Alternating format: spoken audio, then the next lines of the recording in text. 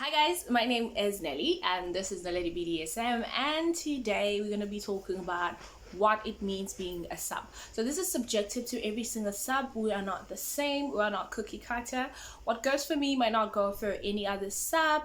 So take this with a pinch of salt. And also this is a sex edutainment channel where we talk about sex, BDSM, and everything that could be related to a relationship. I'm gonna be talking with my hands because I have nothing on my hands. I'm not holding the camera today.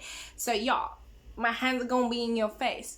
But before even going any further, let's get into the video. If you haven't subscribed, please do subscribe, and if you like this type of content, please do leave me a like so I know I would carry on making this type of content. And if you're returning subscribers, thank you. Take your seat.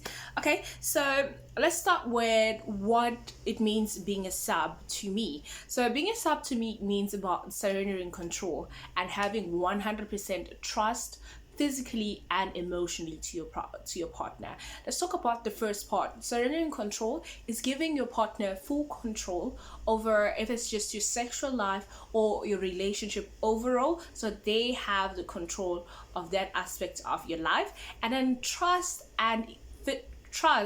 having 100% trust on them physically and emotionally, this is going to help make a relationship a whole lot easier. If you trust a person, so no matter what you're doing, if you fully trust them that they will never hurt you physically or emotionally, it makes it easier to just go through a sin, and it's a perfect combo. I can put it like that. So having 100% trust in your partner and also completely surrendering your control or surrendering your power and giving it to them, it's what it means being a sub to me. And another thing is, I always feel like before you even become a sub, you should be able to try being a dom first, so you understand what it is being a dom and what kind of dom you would prefer. So if you've kind of like felt it, you'll kind of like understand it from their perspective, because you know. And also it gives you an idea of whether you really want to be a sub or not, because some of us feel like especially females, and especially if you're black in Africa, we always told like being a sub, we just always assume to be like submissive. And then if you try it being dominant, you kind of learn that maybe I'm not that submissive and maybe I'm not dom. And there was also this video where a guy said he has never seen a feminine submissive black woman. It's because it's not necessarily because society portrays us like that, but it's because that's what we are told that we need to be in order to succeed. You need to be stronger. Like, you need, like, even with me growing up, I was just taught that I need to beat man, I need to be stronger than a man, I need to be faster than a man, I need to try and be at least in a man's level. So it just made me aggressive. So a lot of people, whenever they meet me, they would assume that I would be a dominant, and I did try being a dominant because again, it was my assumed role, but it just did not work for me. When I'm in a relationship, I just love being submissive. I just love having another person to fully take control, because I take control in other aspects of my life, but in a relationship I just want someone to be in charge of it. Another thing that I feel like makes a love or sub is, again, I talk about trust, is trusting your dom or be with a dom you trust. It makes no sense to be with someone that you can't trust with your life, because if you're in a BDSM situation, there's something called, or a BDSM relationship rather, there's something called breath play. So you and your partner might even try that. Why would you be with someone that you can't even try that with? You're like, hey, he might kill me. I don't trust him around my throat. He might choke me and I might faint, you know? Be with someone you trust. And I made this mistake in the past where I would just see a guy just showing a few traits of being a dom, and I would just jump into a relationship because I was so excited about finally finding a dom. And then there have been like accidents, and I'm like, yeah, I didn't fully trust this person. Or I'll be so nervous to engage in a scene because I don't fully trust this person. So be with a dom that you fully trust. Don't be with a person that you don't trust and you'll never trust with your life, especially if you're in BDSM. There are some people you're even afraid that they might take advantage of you. Don't be with that person. Like, if you're thinking about where if they have you in restraints, they might do whatever they want, don't be with a person like that. I have another video which explains toxic traits of a dom. These are people who just take advantage and you feel like you've been taken advantage of. You can go and check out that video. It's in the series, the BDSM series. You can watch that video to make sure that you are in a right dom situation or relationship just for your own safety. So be with someone that you fully trust, someone that you can trust with your life. Also, be willing to learn and be obedient. Okay, so being willing to learn, it means that you have to constantly be on your books, constantly doing research, constantly finding out new ways how you can improve your relationship. So in the BDSM relationship, it's not just I love you too, oh, let's get into this relationship and then we're done. It's not just that. You are constantly learning, you are constantly trying to find ways to improve. And also because there's a contract, for me, I always like try and learn more for me to be able to go and adjust that contract and make it suitable for both of us. And like all the time I'm always reviewing the contract, so I'm always doing my research and I'm always learning new things every day. And being obedient is more so like respecting the other person. They've set the rule and you're obeying those rules, full stop. If you feel like you're bratty, there are some subs who are bratty subs. I also have my moments like that, where I just want to break the rule just because I want to get punished. But always make sure that you with a dom that kind of likes that whole thing. Because if they're a dom that doesn't want a brat, that just wants an obedience person who is just going to agree to everything they say, and you are a brat, it's not going to go well. Just make sure that you and your dom, that's another point, make sure you and your dom align. So whatever roles that you both want to play, they align. Yeah, that's another point. And also give your mind and your body to your dom. Okay, so going back to the whole trust thing, once you fully trust them with your mind and trust them with your body, because there's some psychological play, there's also some body play. It's not just being physical when it comes to BDSM, it's also playing with your mind and a lot of other things that involve. So if you are with a person you fully trust, it's going to be easy to give them your mind and your body fully, and because you know it's safe with them, they're not going to misuse it and they're not going to mistreat it. They're going to do everything that is in your best interest, because their goal it is to do what it is in your best interest. What's the other point is expect to be guided within your boundaries. Okay, so this is a two-part statement. Do expect to be guided. Your dom is going to guide you throughout everything, but it needs to be within your boundaries. If I say I don't like restraints, if I say yeah you could do handcuffs but you cannot do like a full body restraint or restrain my legs, it's a trigger for me. It's a trauma trigger for me, and I have a partner who I have told this, but still they want to restrain my legs. Like they will try in some way or another to manipulate me into restraining my legs, or kind of like trying to find a way to restrain my legs. Don't be with a person like that. Be with a person who's going to guide you, who's going to set rules for you within your boundaries. They will never do anything that will hurt you emotionally, physically, psychologically, in any form or way. Just be willing to be guided within your boundaries. Also, another thing with being guided within your boundaries, do not be open-minded, but at the same time, if something is a hard limit for you, do not be a pleaser, because some subs tend to be I want to do whatever I've also been like this. I want to do whatever my partner wants to do, because my aim is to like please him and serve him. So if he says, for example, he wants to do fisting, you'd be like, okay, I can try, but it's not in your head. It was a hard limit for you now because your sub wants to try it, or your sub really is insisting on doing it, and then you push yourself into doing it and you not really enjoy it. You can try it, but if you find out that even after trying it you don't like it, you have to express yourself and always make sure that they guide you within your boundaries, and you allow yourself to be guided within your boundaries. Nobody is going to go over your boundaries. Okay, so you can choose whether you want to be submissive in the bedroom only or outside of the bedroom as well. So there are some people who are submissive outside of the bedroom. I for one am one of those people, but I won't do it like around complete strangers. It will be around people we know, or it will be subtle. Like it wouldn't be so obvious that now I'm on my knees, I'm serving him. No, it will be subtle. But when we're in our private space, it is full on me being submissive, nothing else. It has become like part of my personality, but I tend to like kind of hide it when we're in public areas.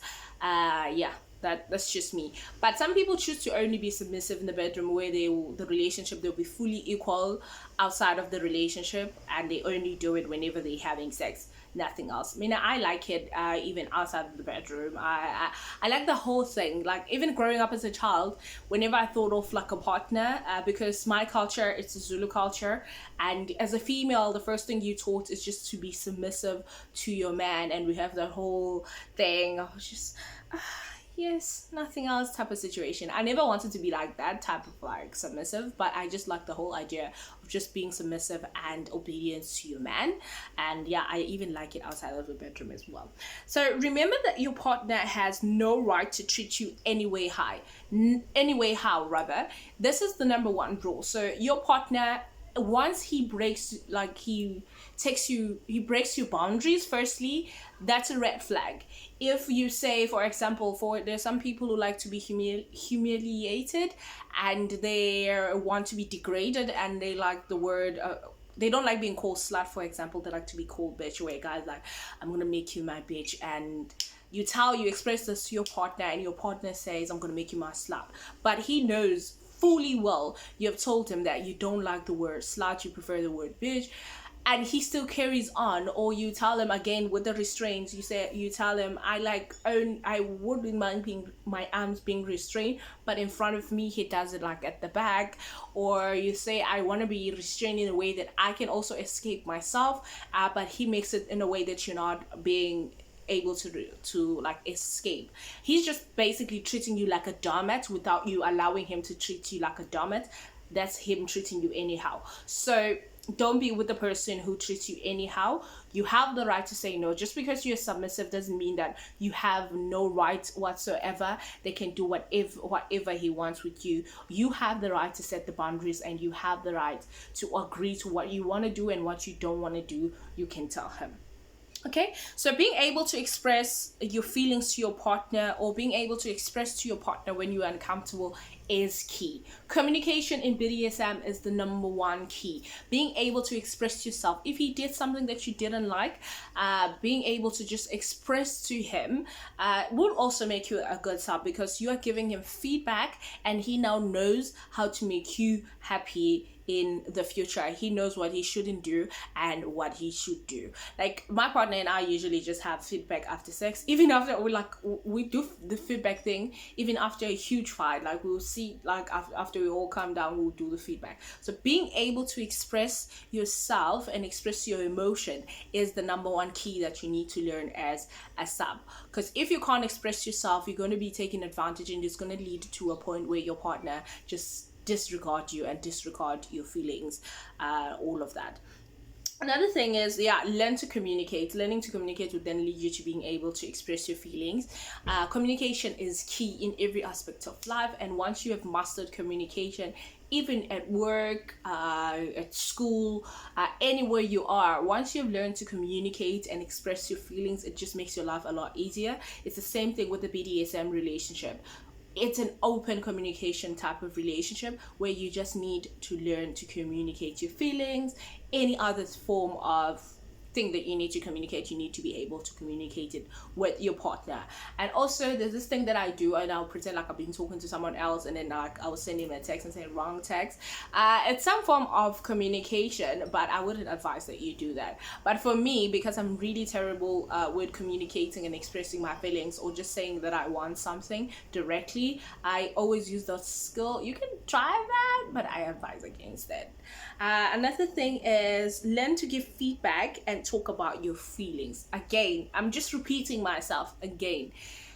When you're communicating, give feedback. I liked 1, 2, 3, and 4. I didn't like 1, 2, 3, and 4. I was lukewarm about A, B, C. Just put it like that. Put it like a review, like you're sitting on a review table. For me, it becomes way easier if I'm going to do it like via texting, where I'm just going to tell him via texting, because I won't be able to just tell him at face value. I'm that type of person. I just can't talk to him at face value. I can talk to anyone, but with him, I just can't talk to him at face value. I would rather just text him and tell him 1, 2, 3 I liked, and 1, 2, 3, 4, 5 I didn't like. And he does the same thing with me. He gives me feedback, and I accept my feedback without being defensive as well. Taking feedback without being defensive just makes you grow, and makes you like, you have room to learn in that aspect. practice self-care. Practicing self-care and also taking care of your mental state is the number one rule in a BDSM relationship, because if you take care of yourself and if you are in a good state, you feel good. I know I have one of those days where I'm like super depressed. I don't even want to take a bath. Yeah, there will be those days where I will call my days. I'll only do that on my days. But when you're with your partner, always practice self-care. Drink your water, eat, exercise if you want to exercise, if the type of BDSM relationship you would requires you to be in good strength, do that. Make sure that you take care of yourself, so you be able, because if you take care of yourself and you look good and you practice self-care, you are your BDSM most proud, because he's gonna be proud. You are his. And also taking care of yourself also shows respect to him, and he can now say, oh, my thing or my partner is this good and he's well taken care of. It means I'm doing something good. It's also like an act of service to your partner as well. It's not just for you, it's also just an act of service to your partner, that he can fully feel like he's doing good as well, if you are well taken care of. Okay, so learn more about your role and how you can be better at it. So learning about being a better submissive, researching all the other things that you can do, teaching yourself other things. For example, I'm an active service. I love active service. So teaching myself how to cook, teaching myself how to do my makeup, teaching myself how to give him a massage, teaching myself how to iron clothing, how to do shopping, how to balance a checkbook. Those are the things that are just aligned with my role so well. Going to cooking classes and me being able to cook a meal for him is for me like a way of a wife or a submissive just appreciating their partner. That's like the way that I feel. It's like that. So I learn in those aspects, rather than just me only being submissive in the bedroom, or when I want to be submissive out of the bedroom as well. Yeah, those are all the points that I had. But guys, this is subjective. This is what I feel like is important and what would make me a better submissive to my partner, rather than what would make me a better submissive to my partner. This can be taken with a pinch of salt. You can do this, you can follow those rules if we have the same kind of what we think a sub is. But everybody has their own, and you can even create your own. So it's like a mix and match type of thing, so you can pick and choose. So doing your research is important in that aspect, because you can take this from this person and take that from another person, and then build your own way of what you think a submissive is and how you want to present. Okay guys, thank you very much for watching. Do enjoy the rest of your day. Catch you on the next video.